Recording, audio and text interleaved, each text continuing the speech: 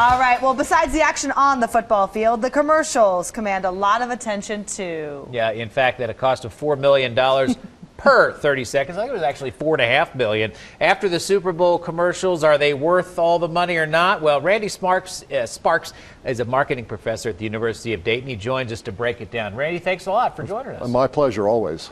And first off, just talk about your overall opinion of the commercials. You know, I didn't see any blockbusters, nothing that blew me out of the water. And I think all in all, it was kind of a mediocre year in terms of just the kind of commercials that are going to generate the huge amount of buzz. But then I have to wonder whether or not a lot of that is because so many of these commercials are being pre-released on the internet, and a lot of that boom value is gone. Well, one of the early reports was the most popular one was the Budweiser puppy, but we've seen that before. So let's just skip over that one and just go right to the second-rated one. This is according to the rankings. Was called Like a Girl. Right. And its intention, Megan, it was to bring awareness to... Right, empower young girls. Okay, here's a look at that. Show me what it looks like to run like a girl. My hair. Show me what it looks like to fight like a girl. Now, when you watch the whole thing, then they interview young girls who basically sprint as fast as they can. So this has a meaningful message. It really does. And what I thought was especially, well, there were two things about the commercial that I thought were kind of important. One was the number of commercials, including this one, that carried with them a message of a social theme kind of message. And there were a variety of those commercials that sometimes were a little serious, this a little both, kind of lighthearted, but on the other hand, a little serious.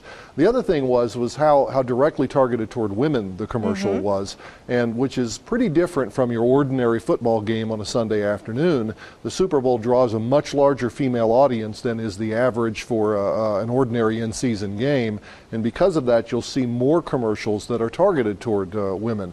However, that said, as the father of a teenage daughter, I really appreciate the commercial. I really do. Yeah, and at the end, you find out it's an ad for feminine hygiene products. Yeah, sometimes it takes, you get to the end of the ad to find out what they're advertising. There was some funny stuff, too. Check out the Doritos commercial. Welcome aboard, folks. Just go ahead and take any empty seat that you see. I hope it's not contagious. And Doritos always does a good job. I know what it's like to walk on a plane with a baby, so you know. You know, that commercial was actually the winner of a contest. It was produced by a couple of brothers down from Cincinnati who produced the whole thing for, I think, less than $3,000. And they won $1 million for their efforts. And so the message there that I try to take to my students when we're in class is that the value of a commercial doesn't necessarily lie in big production budgets. The value of a commercial lies in a good idea. And he had a good idea and was able to pull it off for relatively little money, and it wound up paying off pretty handsomely for him. Yeah, and those are always popular, those Dorito commercials. Really funny stuff. Two Ohio guys wrote it. That's it. That's it exactly. All right. Down in the Cincinnati area, I think. Cool. All right, Randy, thanks so much for joining us. Appreciate it. My pleasure. Hope you had happy commercial viewing last night. Oh, and by the way, there was a game, and I hope you enjoyed that as well. Oh, what a game it was. Yeah, and that was the fun part. Chris Mulkey, I know that you were more of a fan of the game than the commercials. We're going to actually see more commercials at 8:45, so stick around for that. Of course, it was a good game on the field, but the Super Bowl commercials command a lot of attention. In fact, one of those ads for 30 seconds cost $4.5 million. So are they worth the money? Well, Randy Sparks is a marketing professor at the University of Dayton. He joins us this morning to break it down for us. Randy, thanks. I want to get your comments on something. We're going to show the commercial first, but there was some companies criticized for kind of being downers, and this was one of them, and the Nationwide commercial. Hey, wait! Just wait! I'll never learn to ride a bike. Or get cooties. Goes on to say they will never do those things because, well, there's no other way to put it, because they died because of accidents at home. And this is, wow, it really interfered with the flow of the Super Bowl, didn't it, Randy? It really did, and Nationwide is getting some flack for that on the one hand. On the other hand, they defend themselves by saying that it's an important message and one that's very important to put out in front of a large or a massive audience that way. And I can see both sides to the story. I think from a branding standpoint, all in all, I think it's actually probably a net positive for them. because of all the buzz, because of the defensive position they've taken, which is really, I think, in the many people's minds, probably a pretty reasonable one. But from a game and watching standpoint, and enjoying my guacamole in a glass of beer or something like that, yeah, you're right. It did sort of put a damper on the festivities, at least for a little while. Yeah. Another commercial that kind of made at least me tear up a little bit was this commercial. Take a look. When I wake up, well, I know I'm gonna be the man who wakes up next to you.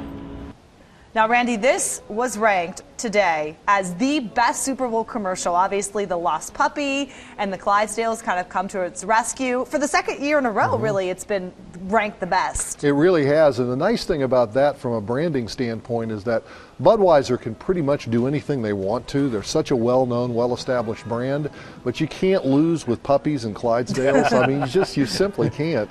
And the Clydesdales are such majestic horses that they really speak to the idea that Budweiser is the king of beers. So they don't say much about their beer, but at the same time they say a lot. Yeah, and the funny thing is that the gentleman in that commercial, he has even said he's an extra. Right. The story is the puppies and the Clydesdales, and the guy's just kind of background. When in doubt, put a puppy in your commercial, right? All right. Unless you're GoDaddy. That's GoDaddy. That's right. They had to pull there. This is a great flashback commercial with Katie Couric and Bryant Gumbel that was taking a clip from about 20 years ago when they're trying to figure out the internet, turning into a BMW commercial. Here it is. Allison, can you explain what internet is? See, that's what I said. What do you mean there's nothing under the hood? Katie said she thought this was a car. Yeah.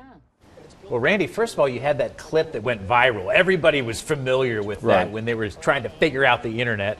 And then you turned it into a commercial, which is pretty great, creative and great idea, wasn't it? I think it was. I think it was a really clever use of the relationship between the Today Show hosts from years ago and all of our basic ignorance as to what this internet thing was going to be, and this stuff and the email addresses and things that we take for granted today.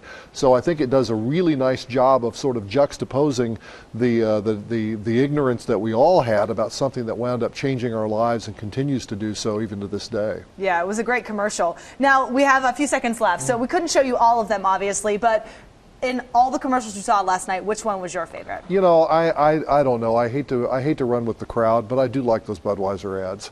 I like them not only because I like dogs and I like horses, but I like them also because they're just really nice pieces of filmmaking, and they're really, really good, powerful messages for the brand itself. So I'm going to have to go with the crowd. All right. All right. Man likes puppies. There you go. Yeah. All right. Thanks so much for coming in. We're switching things.